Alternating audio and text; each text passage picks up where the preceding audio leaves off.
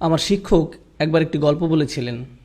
এক ব্যক্তি তার ছেলেকে নিয়ে একটা পার্কে হাঁটছিল। তারা একসাথে হাঁটছিল। ছেলেটি গাছের উপর একটা কাক দেখে বলল, বাবা, এটা কি? এটা কি? বাচ্চার বয়স ছিল 2 বছর। বাবা বলল, এটা একটা কাক। ছেলে আবার বলল, বাবা, এটা কি? বাবা আবার উত্তর দিল, এটা একটা কাক। আচ্ছা, ঠিক আছে। বাবা, এটা কি? বাবা বলল, এটা একটা কাক। ও, কাক, এটা কি? এটা একটা কাক। এভাবে 10 মিনিট ছেলেটি বাবাকে প্রশ্ন করে গেল। বাবা 30 বার উত্তর দিলেন।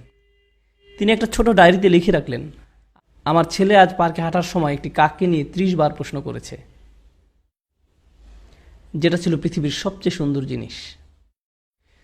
30 বছর পর, ছেলের বয়স এখন 2 বছর না, তার বয়স 32 বছর।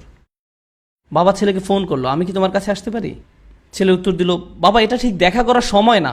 বাবা বললেন, আমাকে কিছুক্ষণ সময় দাও, আমার 10 থেকে 15 মিনিট দরকার, শুধু এইটুকু সময় হলেই চলবে। চলো গাড়িতে করে বের হই, তোমার সাথে কিছু ব্যাপারে কথা আছে। ছেলে বেশ বিরক্ত হয়ে, ঠিক আছে।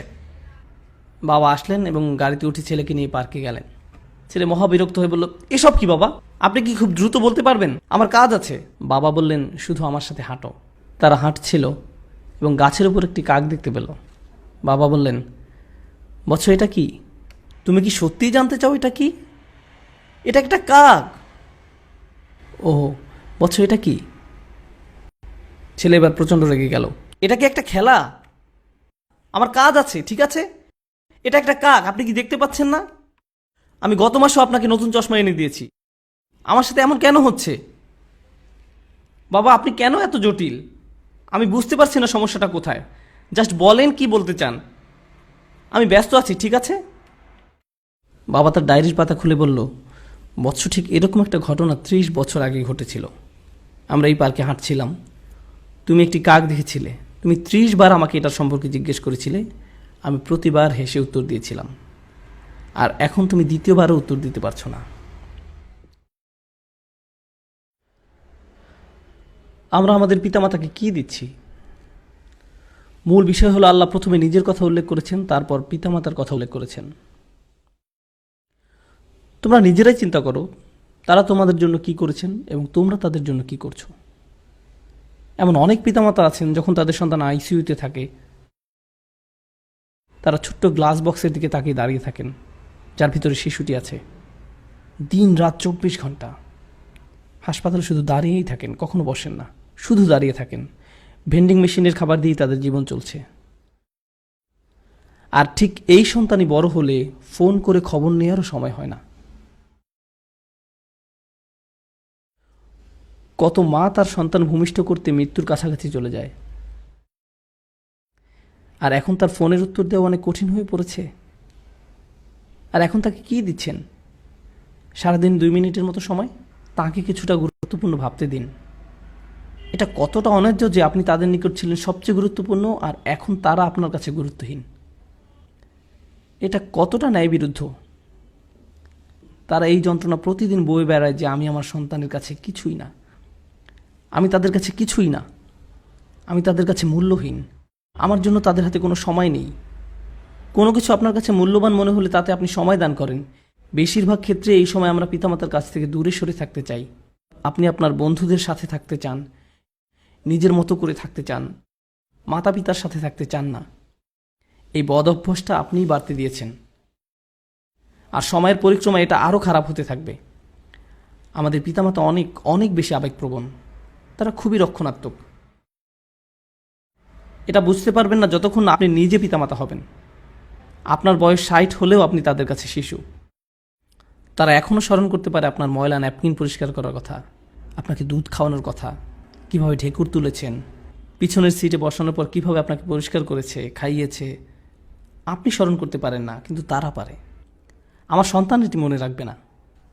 গাড়িতে বসা অবস্থায়, আব্বু টয়লেটে যাবো, টয়লেটে যাবো, টয়লেটে যাবো, হঠাৎ করে সে চুপ হয়ে যায়। আমি বললাম, জানালা নামিয়ে দেয়, এখনই সময়।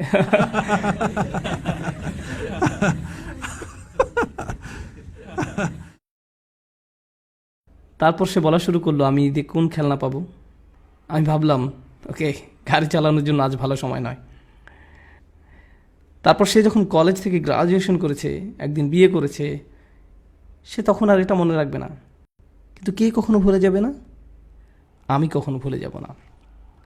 আমি ভুলবো না তাকে কিভাবে বাথরুমে নিয়েছি, তাকে পরিষ্কার করেছি, জামা পরিয়েছি। সে বলেছিল, আব্বা এই স্পাইডারম্যান পোশাকটা পরিয়ে দিন। আমার সন্তানের কিছুই মনে রাখবে না, আমি রাখবো, আমি মনে রাখবো। এই একই শিশু যখন পিতাকে একদিন বলে, বাবা আমি ঠিক তোমাকে বুঝতে পারি না, আমার হাতে একদম সময় নেই, এটা আসলেই তাকে দুঃখ দেয়, এটা আসলেই তাকে দুঃখ দেয়। ঠিক এই আচরণটাই আমি আপনি আমাদের পিতামাতার সাথে করে থাকি। তারা ছিল আমাদের জীবন, আমাদের জন্য তারা তাদের জীবন দিয়েছেন, তাদের ক্যারিয়ার বিসর্জন দিয়েছেন, তাদের ছুটি, তাদের বন্ধুবান্ধবদের সঙ্গ ত্যাগ করেছেন। আপনি জানেন সেটা? আমি এটা এখন জানি, আমি তখন জানতাম না।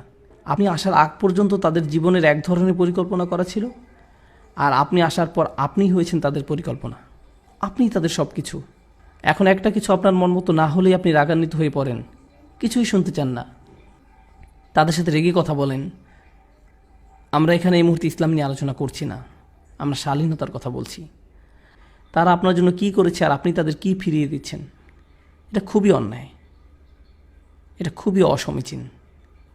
আমার বাবা এত বিরক্তিকর, আমার মা এই, তারা সবসময় রাগী, তারা কখনো সুখী নয়, তারা এই তারা সেই। কিন্তু আপনি কি, আপনার অবস্থা কি? আমি আপনাদেরকে বলছি, আমি সব সময় এটা বলার সুযোগ পাই না, যদি আপনি আপনার বাবা মার দোয়া না পান, আপনার জীবনে কোনো কিছুই ভালো হবে না।